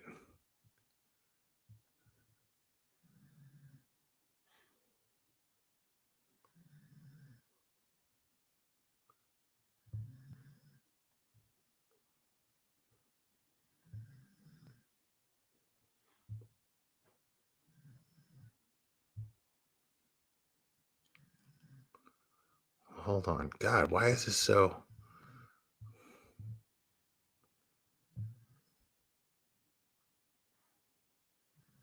Okay, here we go.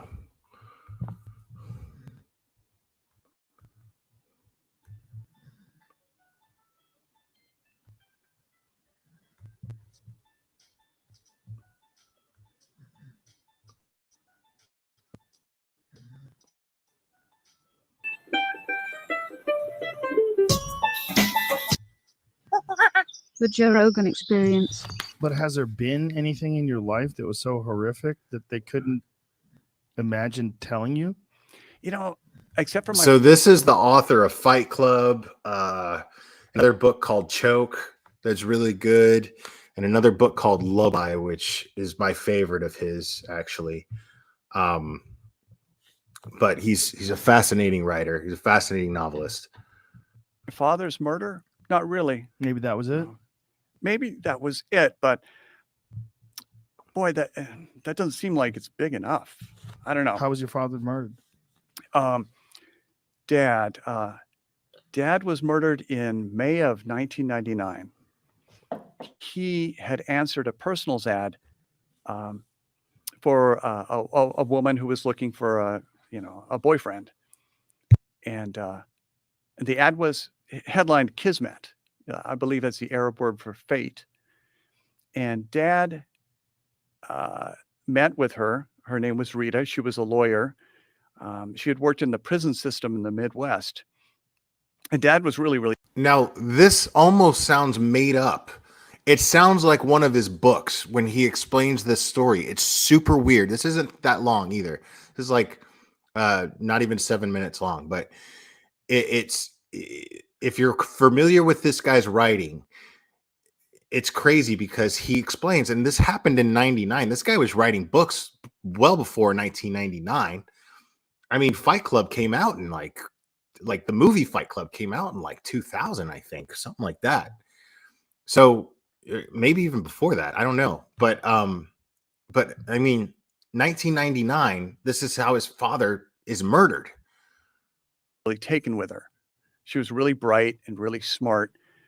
And she had an ex-husband who had sexually abused her daughter from a different marriage. And they were pressing charges against this ex-husband, and he was going to go to prison. And she had met him while he was in prison, and she was doing legal work. And she had helped him get out of prison. So she helped him get out of prison. She'd married him. He had abused her daughter. She divorced him. She was prosecuting him to send him back to prison. Then she met my father. And this ex-husband had said that if he ever caught her with another man, he would kill them both. So my father was going to pick her up, and she was going to stay at his house in the mountains until the time of the trial. And as he was going to pick her up, he was going down this mountain road on his property, and a giant boulder broke free, and it rolled down the hillside, and it blocked the road. He couldn't get out. So he spent the day with this a lever, forcing this boulder off the road. Crazy. And then he took a couple extra hours, and he made a sign that said Kismet Rock, so that he could label this boulder as a kind of landmark for when he brought her back to sequester her. And he'd cleaned the house incredibly. The house was just neat as a pin and stocked with all this food. And, he really planned to have this fantastically sort of idyllic time sequestered with his new girlfriend. And he labeled the rock to surprise her. And then he went to pick her up. And when he went to pick her up, the ex-husband showed up, and he shot my father And Wow.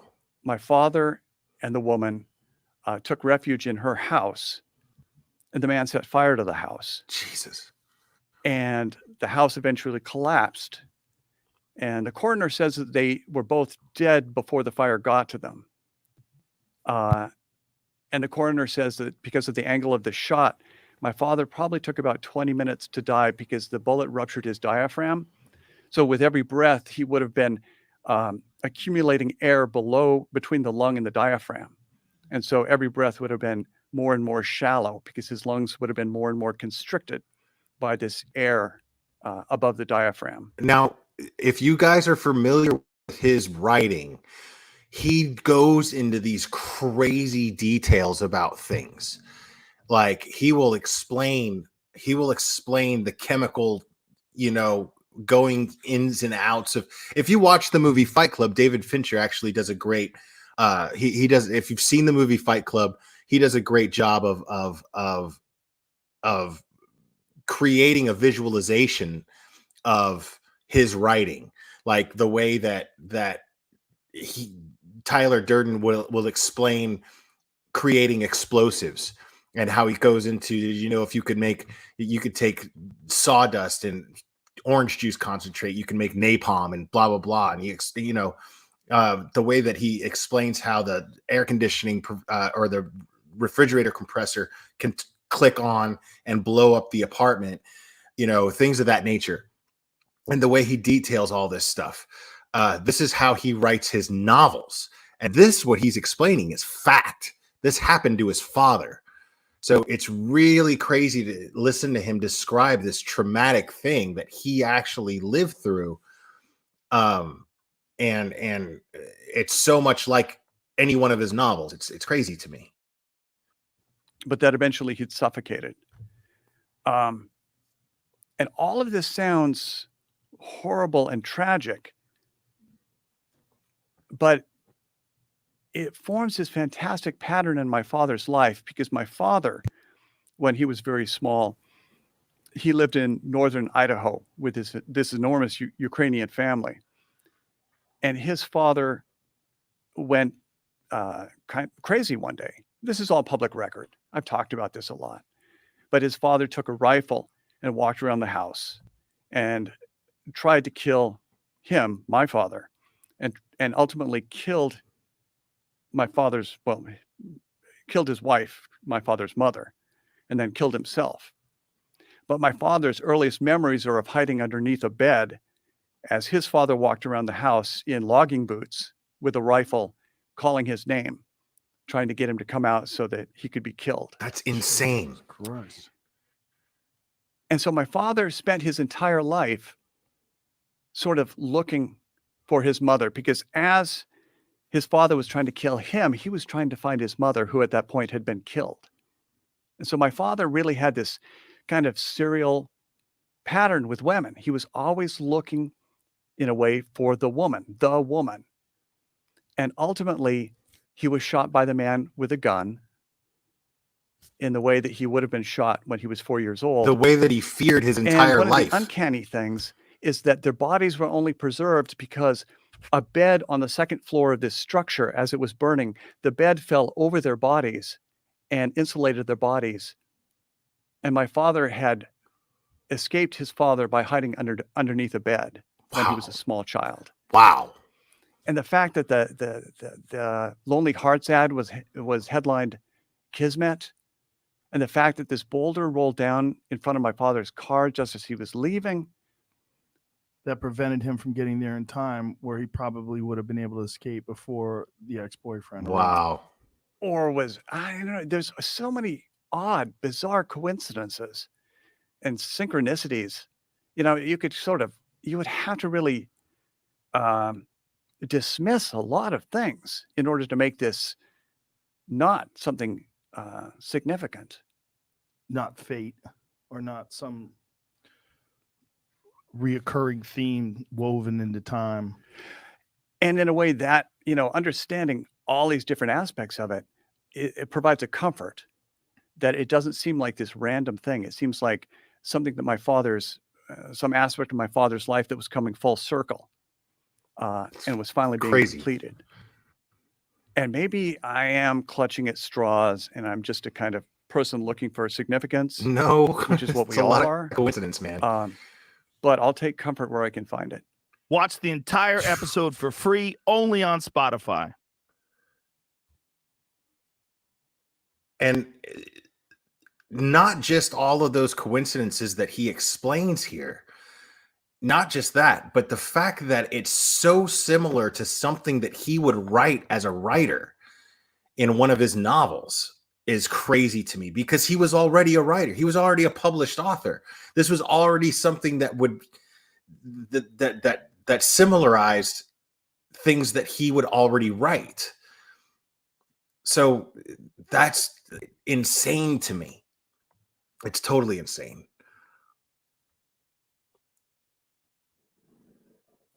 Yeah, no, he's yeah. I highly recommend reading Lullaby. Lullaby is a really, really interesting book. There was one book he wrote that I couldn't handle. Like, I stopped reading it because it was just so he described this one situation about this kid who it involved a pool pump. And I'm not going to get into that. But God, and I can't remember the name of Haunted. The name of the book is Haunted. And I got that far in the book and I never finished it. Because it was like, I can't.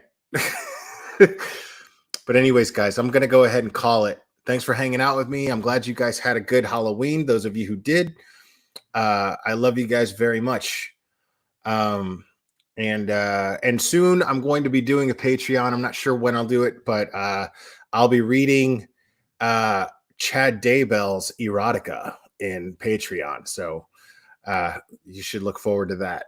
Anyways, guys, I love you guys very much, and we will do this again very soon, my friends.